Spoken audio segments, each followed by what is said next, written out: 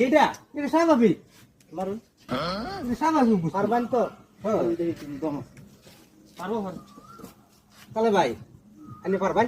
আরে মার যাবার কথা করে কাম করে নিজে দেখো পর দেখতেছি আমি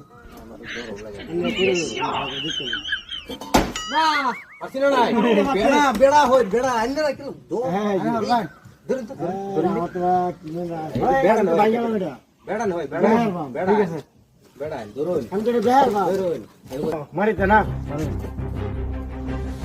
পারবা পারবা পারবো